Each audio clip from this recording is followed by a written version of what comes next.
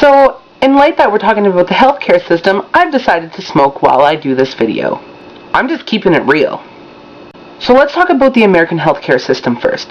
Basically, it's pretty much owned by the private sector. I know health insurance is a huge thing in America, and guess what? That's pretty much owned by the private sector as well, guys. I did a quick Wikipedia search, and I found out that 15% of you guys don't have insurance. So Adam, you're one of those 15%, and that is insane with how your health system works. If you don't have health insurance, you're pretty much screwed. There's been several studies, including UN studies such as the WHO, World Health Organization. I think you placed between 50 and 45 out of all the nations. Over 190 nations, America fell around 70th on the list when it comes to overall health. That's insane concerning how much the US puts into the healthcare system. Basically, you're paying more than any other country is paying into the healthcare system, but not getting the fruits from it. You find in almost every study that the United States is basically the only country out of all the wealthy countries in the world that does not ensure that every single citizen is provided adequate health care and coverage. However, for the amount of money that is currently being spent into the healthcare system, there is well enough to provide universal healthcare system for the whole nation. So without a universal healthcare system, what do you have? You have privatization. Basically, in the United States, there is no laws regulating how much prescriptions are going to cost. Basically, the pharmaceutical companies control what you pay. There are states that have adopted forms of universal healthcare, like Massachusetts. I don't even know how to say Massachusetts. Why did I use that one, Massachusetts? Basically, for those who could afford health insurance, are welcome to buy it and use it. However, those who are unable to afford it will be provided and found under the universal healthcare form. Basically, when you're looking at studies between Canada and the US, you are going to find things that support the US and things that support Canada. But let's look at this. Life expectancy, higher in Canada. Infant mortality rate, lower in Canada. Canada spent 5% less than the US's GDP, and we have these things. Obviously, there is something wrong in the American system. However, Canada and the US are seeing the same problem. Costs are going up in the US. Costs are going up in Canada. And what do? So right now, Canada is actually looking at privatization, something that the States already has. Whereas the States is looking at a universal healthcare system to save money.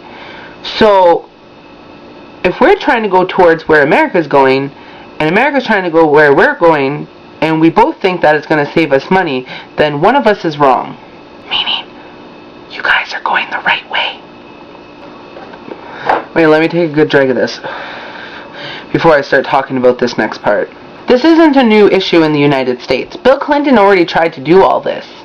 Sadly, it was overturned, and it wasn't something that America really cared about. Mr. Obama came in, and now Americans are like, yeah, this is a fierce topic, yo. Now you see states such as Connecticut and Massachusetts passing legislation saying that, yeah man, we need some universal health care up in here. Here in Canada, people cannot pay for surgeries that are time imperative. Basically, there's a waiting list, and you have to stay on that waiting list depending on the severity of your sickness and surgery. The only thing that you're allowed to pay for here in Canada is elective surgeries. This is if you need your lips done, your eyes done, your ears done, and your boobies done. We're supposed to keep it real, and I'm not going to bore you with things. So this is what I'm going to tell you what America's problem is. You're treating healthcare like it's a commodity. Like it's something that you need to make money off of. And I know, you live in a capitalist world, and that's okay. But when it comes to healthcare, stand up and say no. Look at the difference between Canada and the US. In Canada, we give blood because it's a gift. In the US, you sell your blood. You are giving in to your own healthcare system.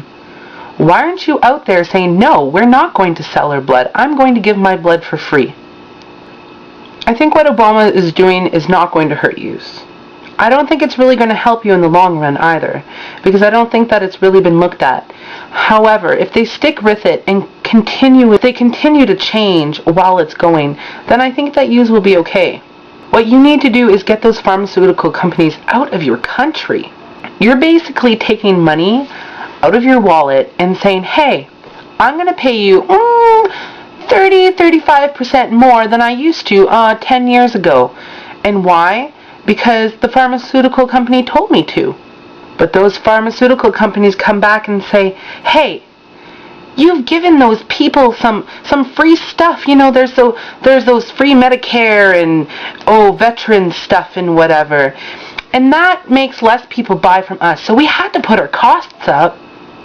And you know your wonderful Medicare system? Yeah. Your government can't do anything about how much things cost when you go through Medicare. Sorry. There's laws against that. So how do I end this video? There is so much to talk about when it comes to healthcare, and I could probably do hours and hours and hours of this, and I feel like I've been all over the place, and I can't tell you everything I want to tell you because there's just so much. I mean, I did a 4-year degree in political science, and I mean, healthcare was something that we talked about all the time, and it's an ongoing debate that has never stopped, whether the Canada system is better, the American system is better. There's so many people that agree with it, so many people that don't. Really, you have to look at it yourself. Can you afford to pay out of your pocket when you get sick? If you cannot afford it, then you need some sort of universal healthcare system. Because I know that I wouldn't be able to survive in America. If I needed to pay for that stuff, like, I don't know where the money would come from. Like, I don't see Canadians budgeting for that kind of stuff. It's so weird to me. It's so foreign to me to think that you guys have to pay for certain things that we don't have to pay for. I tried to keep it real. I tried to keep it clean because I was ready to swear and tell you Americans that you are fucked. I kind of did, didn't I? I'm Denai. I tried to keep it real. I think I kept it real. See you later, bitches.